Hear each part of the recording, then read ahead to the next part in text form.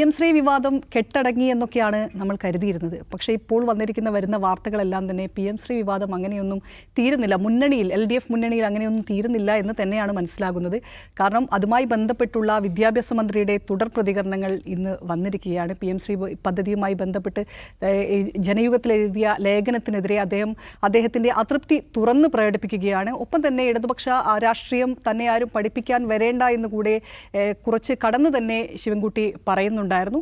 അതിനൊപ്പം അദ്ദേഹം പറഞ്ഞു വെച്ചിരിക്കുന്ന മറ്റൊരു കാര്യം എന്നുള്ളത് SSK ഫണ്ട് നഷ്ടമായാൽ അത് തൻ്റെ കുറ്റം കൊണ്ടാണെന്ന് ആരും പറഞ്ഞു വരേണ്ടതില്ല എന്നുള്ളതാണ്. അപ്പോൾ അത് ആർക്കുള്ള മറുപടിയാണ് എന്നൊക്കെയാണ് ഉയരുന്ന ചോദ്യം. അപ്പോൾ നൗഫലെ, എം ശ്രീ വിവാദം നമ്മൾ കരുതിയത് LDF മുന്നണിയിൽ അത് കെട്ടടങ്ങി, മരവിപ്പിച്ചതുമായി ബന്ധപ്പെട്ടുള്ള കത്ത് കേന്ദ്രത്തിന് നൽകി, പൊതുവിദ്യാഭ്യാസ വകുപ്പ് നൽകി, അതൊക്കെ എല്ലാം കഴിഞ്ഞു എന്ന് വന്നിരിക്കുകയാണ്. ഇന്നിപ്പോൾ ജനയുഗത്തിലൊരു ലേഖനത്തിനെതിരെ മന്ത്രി V ശിവൻകുട്ടി വരുന്നത്. അപ്പോൾ ബിനോയ് വിശ്വം നമ്മുടെ തന്നെ നേതാവ് നിലപാടിൽ അദ്ദേഹം പറയുന്നത് എന്തിനാണ് ഒരു അനാവശ്യമായി ഇങ്ങനെ പ്രകോപനം ഉണ്ടാക്കുന്നതെന്ന് തനിക്ക് മനസ്സിലാകുന്നില്ല എന്നുള്ളതാണ്. ഇപ്പോഴും അത് ഈ മുന്നണിയിൽ ഇങ്ങനെ പുകഞ്ഞുകൊണ്ടിരിക്കുകയാണോ? ശിവൻകുട്ടിയുടെ പ്രസ് മീറ്റ് കണ്ടു കഴിഞ്ഞാൽ മനസ്സിലാവുന്നത്. ഇപ്പോൾ നമ്മുടെ മറ്റേ സിനിമയിൽ യാത്രക്കാരുടെ സിനിമയ്ക്കിൽ ശ്രീനിവാസൻ പറയുന്നുണ്ടല്ലോ, അയാളെ ഞാൻ കോടതി കയറ്റും ഈശ്വര എന്ന് പറയുന്നുണ്ടല്ലോ, തിരിച്ചും പറയുന്നുണ്ടല്ലോ. അപ്പോൾ അതുപോലെ ശിവൻകുട്ടി ഇതെല്ലാം പറഞ്ഞു കഴിഞ്ഞിട്ട് പറയുകയാണ് ലാസ്റ്റ്, പക്ഷേ തദ്ദേശ സ്ഥാപനങ്ങളുമായിട്ട് തിരഞ്ഞെടുപ്പ് നടക്കുന്ന വേളയിൽ ഞാൻ ഇത്തരം പ്രശ്നങ്ങളെ എടുത്തിടാൻ ഉദ്ദേശിക്കുന്നില്ല എന്ന് പറയുകയും ചെയ്യുന്നുണ്ട്. പക്ഷേ അദ്ദേഹം കൃത്യമായിട്ട് CPIക്കെതിരെയുള്ള അദ്ദേഹത്തിൻ്റെ അമർഷം വ്യക്തമാക്കുന്നുണ്ട്. അത് എന്തിനാണ് അദ്ദേഹം ഇങ്ങനെ പ്രകോപിതനാകുന്നുള്ള എന്ന് പറയുന്ന ബിനോയ് വിശ്വത്തിൻ്റെ ചോദ്യത്തിനൊപ്പമാണ് ഞാനുള്ളത്. കാരണം ഇങ്ങനെ പ്രകോപിതനാകേണ്ട കാര്യമൊന്നും ഇപ്പോഴില്ല. കാരണം ഒക്ടോബർ 29 എല്ലാം പഞ്ചായത്താക്കിയതാണ്. അതായത് ഇനി അങ്ങനെ ഒരു പ്രശ്നം ഉണ്ടാവില്ല. അന്ന് ശിവൻകുട്ടിക്കെതിരെ പ്രതിഷേധിച്ച AFകാർ നേരിട്ട് വന്ന് മാപ്പ് പറയുകയൊക്കെ ചെയ്ത കേസാണ്. അപ്പോൾ പിന്നെ പ്രകാശ് ബാബു പറഞ്ഞു അല്ലേ, ഇവരൊക്കെ പറഞ്ഞു. അപ്പം അതൊരു അടഞ്ഞ അധ്യായമായി നിൽക്കുകയാണ്. മാത്രമല്ല ഇന്നലെ കത്തയക്കുകയും ചെയ്തു. ഇന്നലെ കേന്ദ്രത്തിന് കത്തയച്ചതോടുകൂടി CPIയുടെ ആവശ്യങ്ങളൊക്കെ ഏകദേശം നിറവേറ്റിക്കഴിഞ്ഞു. ഇനി മന്ത്രിസഭാ ഉപസമിതി ചർച്ച ചെയ്ത് റിപ്പോർട്ട് തയ്യാറാക്കുന്ന കാര്യം മാത്രമേ ഇനി ബാക്കിയുള്ളൂ. അതുകൊണ്ട് തന്നെ CPIയുടെ കാര്യത്തിൽ CPIക്ക് ഇപ്പോൾ പ്രത്യേകിച്ച് പ്രശ്നങ്ങളൊന്നും ഇല്ലാത്തൊരു ഘട്ടത്തിലാണ് ശിവൻകുട്ടി ഇങ്ങനെ പറയുന്നത്. അപ്പോൾ സ്വാഭാവികമായും അത് ബിനോയ് വിശ്വത്തെ പ്രകോപിപ്പിച്ചിട്ടുണ്ട്. പക്ഷേ ബിനോയ് വിശ്വം വളരെ അളന്നു മുറിച്ചാണ് അദ്ദേഹം ഇന്ന് മറുപടി പറഞ്ഞത്. കാരണം ഞാൻ CPMനെതിരെയോ ശിവൻകുട്ടിക്കെതിരെയോ ഒന്നും പറയുന്നില്ല, എന്നാൽ എൻ്റെ നിലപാട് കൃത്യമായി പറയുന്നു എന്ന് പറഞ്ഞുകൊണ്ടാണ് അദ്ദേഹം അതിന് മറുപടി പറയുന്നത്. ശിവൻകുട്ടി പറഞ്ഞത് എന്താ, ഇതാരുടെയും വിജയമല്ല. അതുതന്നെയാണ് ബിനോയ് വിശ്വം പറഞ്ഞിട്ടുള്ളത്. ഇതാരുടെയും വിജയമെന്ന് പറയേണ്ട കാര്യമില്ല, ഇത് LDFൻ്റെ വിജയമാണ്. LDF എന്ന് പറഞ്ഞാൽ CPMും CPIയും ഉൾക്കൊള്ളുന്ന മുന്നണിയാണല്ലോ. അപ്പോൾ അത് LDFൻ്റെ വിജയമാണ്. അപ്പോൾ LDFൻ്റെ വിജയമെന്ന് അദ്ദേഹം പറയുമ്പോൾ അതിൻ്റെ ലക്ഷ്യം എന്താണ്? LDFൻ്റെ ആശയം എന്ന് പറയുന്നത് വർഗീയതയ്ക്കെതിരെയുള്ള, സംഘപരിവാറിനെതിരെയുള്ള ആശയമാണ്. ആ ആശയം ഉയർത്തിപ്പിടിച്ചുകൊണ്ടാണ് ഞങ്ങൾ ഈ നിലപാടെടുത്തത്. ആ നിലപാടിനൊപ്പം CPM നിൽക്കേണ്ടി വന്നു എന്നുകൂടിയാണ് അദ്ദേഹം പറയുന്നത്. അദ്ദേഹം LDFൻ്റെ വിജയമാണ് എന്ന് പറയുമ്പോഴും അത് CPIയുടെ വിജയമാണ് എന്ന് നമ്മൾ വായിക്കണം അല്ലെങ്കിൽ കേൾക്കണം എന്നുള്ളതാണ് ആ പറഞ്ഞതിൻ്റെ അർത്ഥം. പക്ഷേ അത് ശിവൻകുട്ടിയെ ഇപ്പോഴും പ്രകോപിപ്പിച്ചുകൊണ്ടിരിക്കുന്നു. കാരണം കഴിഞ്ഞ ദിവസം 92.4 കോടി രൂപ SSKയുടെ ഫണ്ടായിട്ട് ലഭിച്ചു. അത് എന്തിൻ്റെ പേരിലാണ്? ഈ നേരത്തെ PM ശ്രീയിൽ ഒപ്പിട്ടതിൻ്റെ പേരിലാണ് ആ ഫണ്ട് ലഭിക്കുന്നത്. ഇനി ഫണ്ട് ലഭിക്കാനുള്ള സാധ്യത വളരെ കുറയുകയാണ്. കാരണം ഇത് മരവിപ്പിക്കണമെന്നുള്ള കത്താണ് കഴിഞ്ഞ ദിവസം പൊതുവിദ്യാഭ്യാസ സെക്രട്ടറി നൽകിയിരിക്കുന്നത്. അപ്പോൾ സ്വാഭാവികമായും ഈ മരവിപ്പിക്കൽ എന്ന് പറയുന്നത് സാങ്കേതികമായി നടക്കില്ല എന്നുള്ളതാണ് ഇതിൻ്റെ ചട്ടങ്ങൾ പറയുന്നത്. ആകെ റദ്ദാക്കാനുള്ള അധികാരം തന്നെ കേന്ദ്ര സർക്കാരിനേ ഉള്ളൂ, സംസ്ഥാന സർക്കാരിന് റദ്ദാക്കാൻ കഴിയില്ല എന്നുള്ളതാണ്. അത് എത്രത്തോളം പ്രാവർത്തികമാകുമെന്നുള്ളത് വേറെ കാര്യം. പക്ഷേ കേന്ദ്രത്തിന് എന്ത് ചെയ്യാം? ഈ കേന്ദ്രത്തിനും പ്രകോപനത്തിൽ വീഴാമല്ലോ. ഇങ്ങനെ പദ്ധതിയിൽ ഒപ്പിട്ട ശേഷം ഇങ്ങനെയുള്ള തീരുമാനത്തിലേക്ക് സർക്കാർ പോകുന്നു, കത്തയക്കുന്നു, കത്ത് വരുന്നു, കത്ത് വായിക്കുമ്പോൾ ഇവർക്കും പ്രകോപനം വരാമല്ലോ. അപ്പം സ്വാഭാവികമായി പക്ഷേ SSKയുടെ ഫണ്ട് വീണ്ടും തടയപ്പെടാനുള്ള സാധ്യതയുണ്ട്. വിദ്യാഭ്യാസ മന്ത്രിയെ സംബന്ധിച്ചിടത്തോളം അദ്ദേഹത്തിൻ്റെ വകുപ്പിലെ കാര്യങ്ങൾ കൃത്യമായി നടപ്പിലാക്കുക എന്നുള്ളത് വളരെ പ്രധാനപ്പെട്ടതാണ്. അത് നടപ്പിലാക്കാൻ ഫണ്ട് ഇല്ലെങ്കിൽ അത് വലിയ പ്രയാസമാണ്. ആ ഫണ്ട് തന്നെയായിരുന്നു ലക്ഷ്യം. ആ ഫണ്ട് തന്നെ നേരത്തെ പലരും റഹീമൊക്കെ ഒരിക്കൽ മറുപടി പറഞ്ഞത് ഇത് തന്ത്രപരമായൊരു തീരുമാനമാണ്, അതല്ലാതെ PM ശ്രീ നടപ്പിലാക്കാൻ വേണ്ടിയല്ല ഞങ്ങൾ സ്വീകരിച്ചത് എന്ന് പരസ്യമായി പറയുകയാണുണ്ടായത്. ആ തന്ത്രം കേന്ദ്രത്തിന് മനസ്സിലാവുകയും ചെയ്തിട്ടുണ്ടാവില്ല അങ്ങനെ തന്ത്രമാണെങ്കിൽ. അപ്പോൾ സ്വാഭാവികമായിട്ടും ഫണ്ട് തടയപ്പെടാനുള്ള സാധ്യത, ഇനിയുള്ള ഫണ്ട് റിലീസ് ചെയ്യപ്പെടാതിരിക്കാനുള്ള സാധ്യത കൂടുതലാണ്.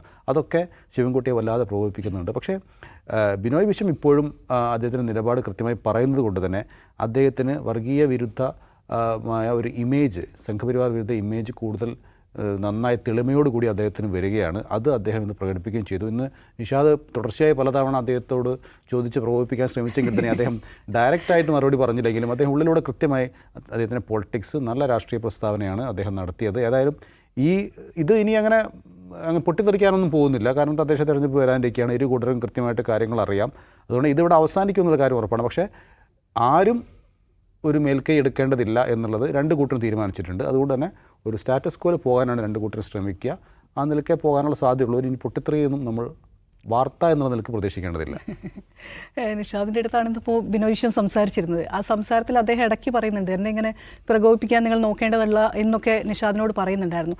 ഇപ്പോൾ നൗഫൽ പറഞ്ഞു നോക്കുകയാണെങ്കിൽ അതിവിടെ അവസാനിച്ചു എന്ന് നമ്മൾ വിചാരിക്കുന്ന ഘട്ടത്തിലും ഇതിനുള്ളിൽ കൂടെ വരുന്ന ഇടയ്ക്കിടെ വരുന്ന ഇത്തരം പ്രസ്താവനകൾ ഇതങ്ങനെ അവസാനിക്കുന്നില്ല എന്നുള്ളത് തന്നെയല്ലേ മനസ്സിലാക്കുന്നത്. ഇതിൽ ഇപ്പം ബിനോയ് വിശ്വം പറഞ്ഞ എന്തിനാണ് അദ്ദേഹം ഇത്ര പ്രകോപിതനാവുന്നതെന്ന് ചോദിക്കുമ്പോൾ വിദ്യാഭ്യാസ മന്ത്രിക്ക് അതിനൊരു പറയാനൊരു കാരണമുണ്ട്. ആ ഫണ്ട് തടഞ്ഞു വെക്കുമ്പോൾ പൊതുവിദ്യാഭ്യാസ വകുപ്പ് അല്ലെങ്കിൽ എങ്ങനെ ഇത് നടത്തിക്കൊണ്ടു പോകും എന്നുള്ളൊരു ചോദ്യം അപ്പുറത്ത് ചോദിക്കുകയും ചെയ്യുന്നുണ്ട്. അങ്ങനെ വരുന്ന സമയത്ത് ഇതിങ്ങനെ എപ്പോഴും പറഞ്ഞുകൊണ്ടിരിക്കുന്ന ഒരു സംഭവമായി നിലനിർത്തുകയല്ലേ ചെയ്യുന്നത്. അല്ല, സത്യനിഷ്ഠ ഇത് പൂർണ്ണമായും അവസാനിച്ചു നമ്മൾ വിചാരിക്കുന്നിടത്തൊരു പ്രശ്നമുണ്ടെന്ന് എനിക്ക് തോന്നുന്നത്. ഇതെവിടെ അവസാനിച്ചു? ഇത് അവസാനിക്കണമെങ്കിൽ ഒരേ സ്വരത്തിൽ രണ്ട് പാർട്ടികളും പറയണം, PM ശ്രീ ഞങ്ങൾ നടപ്പിലാക്കില്ല. അത് PM ശ്രീ സംസ്ഥാനത്തിൻ്റെയും LDFിൻ്റെയും കമ്മ്യൂണിസ്റ്റ് പാർട്ടികളുടെയും നിലപാടിന് വിരുദ്ധമായിട്ടുള്ള പരിപാടിയാണ്. അത് ഉറക്കെ പറയുന്നവരാണ്. ബിനോയ് വിശ്വം പറയുന്നുണ്ട്, AIYF പറയുന്നുണ്ട്, AISF പറയുന്നുണ്ട്. അപ്പുറത്ത് അതുപോലെ പറയുന്നുണ്ടോ? PM ശ്രീ നടപ്പിലാക്കില്ല, അത് ഞങ്ങളുടെ നയത്തിനെതിരാണ് എന്നല്ലല്ലോ പറയുന്നത്. NEP നടപ്പിലാക്കില്ല, PM ശ്രീ തന്ത്രപരമായി നടപ്പിലാക്കേണ്ടി വരും. അതിൻ്റെ കൂടെ NEP വന്നാൽ ഞങ്ങൾ നടപ്പിലാക്കില്ല എന്നേ അവർ പറയുന്നുള്ളൂ. CPM ഞങ്ങൾ PM ശ്രീക്കെതിരാണ്, PM ശ്രീയുടെ അധ്യായം ഞങ്ങൾ അടച്ചു എന്ന് പറയുന്നില്ലല്ലോ. അതുകൊണ്ടാണ് ഈ പ്രശ്നം അവസാനിക്കാത്തത്. ഇന്നിപ്പോൾ എന്താണ് മന്ത്രി പറയുന്നത്? അത് ആ അധ്യായം പൂർണ്ണമായും അടഞ്ഞതല്ല, തൽക്കാലത്തേക്ക് മാറ്റി വെച്ചിരിക്കുകയാണ്. ഒരു കമ്മിറ്റി പരിശോധിച്ചുകൊണ്ടിരിക്കുകയാണ്. കമ്മിറ്റി ഉണ്ടാക്കിയതിനാണ് ഒരു പ്രശ്നം അടയ്ക്കാതെയും തുറക്കാതെയും ഇടയ്ക്ക് വെച്ച് അതിൻ്റെ സ്റ്റാറ്റസ് കോ നിലനിർത്തിക്കൊണ്ടുപോയി വിവാദം അവസാനിപ്പിക്കാനാണ് കമ്മിറ്റി ഉണ്ടാക്കുന്നത്. അല്ലെങ്കിൽ ഒരു നയം, LDFിൻ്റെ നയം എന്താണ്? NEP നടപ്പിലാക്കാൻ പറ്റില്ല. PM ശ്രീയുടെ കോൺട്രാക്റ്റിൽ പറഞ്ഞ എന്താണ്? NEPക്കുള്ള വഴിയാണ് PM ശ്രീ. LDFിന് രണ്ടാമത് ആലോചിക്കേണ്ട കാര്യമില്ല PM ശ്രീ നടപ്പിലാക്കേണ്ടതില്ല എന്ന് തീരുമാനിക്കാൻ. PM ശ്രീ ഞങ്ങൾ നടപ്പിലാക്കില്ല എന്ന് നയമുള്ള പാർട്ടിയാണ് CPIM. PM ശ്രീ അപകടം പിടിച്ചതാണ് എന്ന് ലേഖനം ചിന്തയിൽ എഴുതിയ ആളാണ് ആര്? വിദ്യാഭ്യാസ മന്ത്രി V ശിവൻകുട്ടി. അപ്പോൾ എന്തിനാ ഈ കമ്മിറ്റിയുടെ അത്രയും ആഴത്തിൽ ഈ വിഷയം പഠിച്ചത് കമ്മ്യൂണിസ്റ്റ് പാർട്ടികളെ പോലെ വേറെ ആരെങ്കിലും ഉണ്ടോ? അവർ ആഴത്തിൽ ഈ വിഷയം പഠിച്ച് ഇത് മൊത്തം സാഫ്രണൈസേഷൻ പ്രോജക്റ്റിൻ്റെ ഭാഗമാണെന്ന് ലേഖനങ്ങൾ എഴുതിയവരാണ്. അവരുടെ മധുര പാർട്ടി കോൺഗ്രസിൽ ഈ സാഫ്രണൈസേഷൻ പ്രോജക്റ്റിനെ കുറിച്ച് കൃത്യമായിട്ടുള്ള രാഷ്ട്രീയ പ്രമേയത്തിൽ രേഖപ്പെടുത്തിയവരാണ്.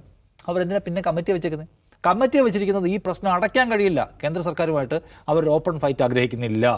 അതിൻ്റെ സാധ്യതയെ അവിടെ നിർത്തിക്കൊണ്ട് LDFിനകത്തുണ്ടായിരുന്ന അന്തഛിദ്രത്തെ പൊളിറ്റിക്കലി ഹാൻഡിൽ ചെയ്യാൻ മാത്രമാണ് ഈ കമ്മിറ്റി. അതുകൊണ്ടാണ് ഈ പ്രശ്നം അവസാനിക്കാത്തത്. അപ്പോൾ CPMന് എന്താ വേണ്ടത്? ഈ പ്രോജക്റ്റിനകത്ത് എങ്കിലും സൈൻ ചെയ്തിട്ടായാലും പൈസ കൊണ്ടുവരണം എന്ന അഭിപ്രായത്തിലേക്ക് അവർ മാറി. അതുകൊണ്ടാണ് ഇന്നിപ്പോൾ ദേഷ്യപ്പെട്ട് ശിവൻകുട്ടി പറയുന്നത് SSKയുടെ ഫണ്ട് കിട്ടിയില്ലെങ്കിൽ ഇനി എന്നെ ആരും പറഞ്ഞേക്കരുത്, ആ തടഞ്ഞവരോട് ചോദിച്ചോണം എന്നാണ്. അതാണ് അതിൻ്റെ കുത്തുന്നു വെച്ചാൽ എങ്ങനെങ്കിലും കുറേ പൈസ കൊണ്ടുവന്ന് ഇതൊന്ന് ഓടിക്കാൻ ശ്രമിക്കുമ്പോൾ അനാവശ്യമായിട്ടുള്ള രാഷ്ട്രീയ തീക്ഷ്ണതയുടെ കാര്യമൊക്കെ പറഞ്ഞ് തടസ്സപ്പെടുത്തുന്നുള്ളതിൻ്റെ പ്രശ്നമാണ് ഒന്ന്. രണ്ടാമത്തേത് CPM സംഘപരിവാറുമായിട്ടുള്ള പോരാട്ടത്തിൽ CPMന് ആകെ പിഴച്ചുപോയി. CPI എപ്പോഴാ കളത്തിലിറങ്ങി വന്ന് CPMനെ പിടിച്ചു കെട്ടി നേരായ വഴിക്കാക്കി. കയ്യടി മുഴുവൻ എന്താണ് CPIക്കാർക്ക്. CPM മൊത്തം വഴി എന്താ പറയുന്നത് അവരുടെ വഴി ആകെ തെറ്റിപ്പോയവർ എന്ന നിലയ്ക്ക് ആൾക്കാർ ആക്ഷേപിക്കുകയും ചെയ്യുക. സംഘപരിപരമായിട്ട് അവർ രഹസ്യ ബന്ധമുണ്ടാക്കിയതിനുള്ള ആക്ഷേപമൊക്കെ ഈ ഈഗോ പ്രശ്നം ഒരു വശത്തുണ്ട്. കാരണം ശിവൻകുട്ടിയൊക്കെ ആഞ്ഞ് RSSനെതിരെ പറഞ്ഞുകൊണ്ടിരിക്കുന്ന ആൾക്കാരാണ്. അദ്ദേഹത്തിൻ്റെ വകുപ്പുമായി ബന്ധപ്പെട്ട വിവാദത്തിലാണ് CPI ഗോളടിക്കുന്നവർക്കണം. അത് അദ്ദേഹത്തിന് ഉണ്ടാക്കുന്ന ബുദ്ധിമുട്ട് ചെറുതായിരിക്കില്ല. മറ്റേത് ഫണ്ടുമായി ബന്ധപ്പെട്ട കാര്യമാണ്. CPM ഒരു പൊസിഷൻ ചേഞ്ച് എടുത്തിട്ടുണ്ട്. PM ശ്രീയിൽ ഒപ്പിട്ടിട്ടായാലും ഇത് കൊണ്ടുവരാം, ബാക്കി ഫണ്ടുകൾ കൊണ്ടുവരാമെന്ന്. അപ്പോഴാണ് ബിനോയ് വിശ്വം ചോദിക്കുന്ന ഒരു ചോദ്യം, അത് വളരെ പ്രധാനപ്പെട്ട ചോദ്യമാണ്. ഇന്നിപ്പോൾ SSK ഫണ്ട് കിട്ടിയില്ലെങ്കിൽ എന്നെ ഇനി ആരും ഒന്നും പറഞ്ഞേക്കരുത്. എങ്ങനെയാണ് V ശിവൻകുട്ടിയെ പോലൊരു കമ്മ്യൂണിസ്റ്റ് പറയുക? SSK ഫണ്ടും PM ശ്രീയും തമ്മിൽ എന്താ ബന്ധം? PM ശ്രീയിൽ ഒപ്പിട്ടിട്ടില്ലെങ്കിൽ മറ്റ് ഫണ്ടുകൾ തരില്ല എന്ന് കേന്ദ്ര സർക്കാർ പറയുന്നു. അങ്ങനെയാണെങ്കിൽ PM ശ്രീയിൽ ഒപ്പുവെച്ചേക്കാം എന്ന് പറഞ്ഞാൽ അത് ഭരണഘടനാപരമാണോ? അല്ലല്ലോ. അപ്പോൾ നമ്മൾ കോടതി പോയി പറയണം ഞങ്ങളുടെ SSK ഫണ്ട് കിട്ടുന്നില്ല, അത് PM ശ്രീയിൽ ഒപ്പുവെക്കാത്തതുകൊണ്ട് തരില്ല എന്ന് പറയുകയാണ് ഉമാർ. അങ്ങനെ എങ്ങനെ ശരിയാവുക എന്ന് കോടതി പോയി ചോദിക്കുകയല്ലേ വേണ്ടത്? അപ്പോൾ നാളെ PM ശ്രീയിൽ ഒപ്പുവെക്കാത്തതുകൊണ്ട് നിങ്ങളുടെ സപ്ലൈകോടെ ഫണ്ട് തരില്ല, അല്ലെങ്കിൽ നിങ്ങളുടെ ആരോഗ്യവകുപ്പിനുള്ള ഫണ്ട് തരില്ല എന്നൊക്കെ പറയാൻ തുടങ്ങിയാൽ നമ്മളെല്ലാത്തിനും കോംപ്രമൈസ് ചെയ്യൂ. അങ്ങനെ ചെയ്യാൻ പറ്റില്ല. അപ്പോൾ അതൊരു ഭരണഘടനാപരമായ വ്യവസ്ഥയാണ് കേന്ദ്രം മുന്നോട്ട് വെക്കുന്നത്. ഒന്നുകിൽ PM ശ്രീയിൽ ഒപ്പിട്, എങ്കിൽ ബാക്കി എല്ലാ ഫണ്ട് തരാം. ഒപ്പിട്ടിട്ടില്ലെങ്കിൽ ഒരു ഫണ്ടും തരില്ല. അത് ഭരണഘടനാ വിരുദ്ധമായ ഒരു കീഴ്വഴക്കം ഉണ്ടാക്കാൻ ശ്രമിക്കുകയാണ്. ആ കീഴ്വഴക്കത്തോട് കോംപ്രമൈസ് ചെയ്യാൻ പാടില്ല. അതിനോട് രാഷ്ട്രീയമായും നിയമപരമായും ഭരണഘടനാപരമായും നമ്മൾ പോരാടണമെന്നാണ് ആര് പറയുന്നത്? CPI സംസ്ഥാന സെക്രട്ടറി പറയുന്നത്. അതിൻ്റെ അന്തസാരം ഉൾക്കൊള്ളുക എന്നുള്ളതാണ് CPM ചെയ്യേണ്ടത്. അല്ലാതെ ഫണ്ടിന് വേണ്ടി കോംപ്രമൈസ് എടുക്കാമെന്ന് തീരുമാനിക്കാൻ പോയാൽ നിങ്ങൾക്ക് എല്ലായിടത്തും തുടരെ കോംപ്രമൈസ് ചെയ്യേണ്ടി വരും. അപ്പോൾ അതുകൊണ്ട് ഇപ്പോൾ ഈ ഉണ്ടാക്കുന്ന പ്രകോപനത്തിൻ്റെ കാരണം അവർക്ക് ഇതെങ്ങനെങ്കിലും സെറ്റിൽ ചെയ്ത് പൈസ കൊണ്ടുവരണം. അതുകൊണ്ടാണ് അവർക്ക് ഇത് അവസാനിപ്പിക്കാൻ പറ്റാത്തത്. അല്ലാതെ ഈ ബിനോയ് വിശ്വം പറഞ്ഞ പോലെ അജ്ഞാതമായ കാരണങ്ങളാൽ അദ്ദേഹം ഇപ്പോൾ പ്രകോപിതനാകുന്നു. ബിനോയ് വിശ്വത്തിന് അറിയാം എന്തിനാണ് ഈ പ്രകോപനം ഉണ്ടാക്കുന്നത്. ഈ പ്രകോപനം ഉണ്ടാക്കി ഈ പ്രശ്നം ഒഴിവാക്കാനാണ്. പൈസ ഇല്ല, ലാസ്റ്റ് ടൈമിലേക്ക് പോയിക്കൊണ്ടിരിക്കുകയാണ്. പൈസ വന്നിട്ട് ഒരുപാട് കാര്യങ്ങൾ ചെയ്യാനുണ്ടല്ലോ. പൈസ എന്തുകൊണ്ടാണ് ഇത്രയും കാലം പല ഫണ്ടുകളും മുടങ്ങുകയും ഈ സർക്കാർ പലയിടത്തും അൺപോപ്പുലർ ആവുകയും ചെയ്തത്? എന്തുകൊണ്ടാണ്? മോദി പലയിടത്തും പൈസ നല്ലപോലെ പിടിച്ചു. നമ്മുടെ വായ്പാ പരിധി വെട്ടിക്കുറച്ചല്ലോ. അതായിരുന്നു ഏറ്റവും വലിയ പ്രശ്നം, നാം അനുഭവിക്കുന്ന ഏറ്റവും വലിയ പ്രശ്നം. വായ്പാ പരിധി വെട്ടിക്കുറച്ചപ്പോൾ 19,000 കോടി രൂപയുടെ കമ്മിയാണ് നമുക്ക് വന്നത്. അപ്പോൾ അങ്ങനെ വെട്ടിക്കുറച്ചാൽ മോദി അതിൽ കാണുന്നത് എന്താണ്? പൈസയുടെ ഫ്ലോ കുറയുമ്പോൾ സർക്കാരിൻ്റെ എല്ലാ പരിപാടികളും പലയിടത്തും ബ്ലോക്ക് ആവുകയും ദുർബലപ്പെടുകയും ചെയ്യും. ആളുകൾ അസ്വസ്ഥരാകും. ഈ ഗവൺമെൻറ് എന്താണ് ചെയ്യുന്നത്? ഞങ്ങൾക്ക് തരാനുള്ള പൈസ പലയിടത്തും പെൻഷനൊക്കെ ഇടയ്ക്ക് മുടങ്ങിയല്ലോ. അപ്പോൾ പൈസയുടെ ഫ്ലോ കുറയ്ക്കാനുള്ള ശ്രമം അവരവിടെ നിന്ന് നടത്തുകയാണ്.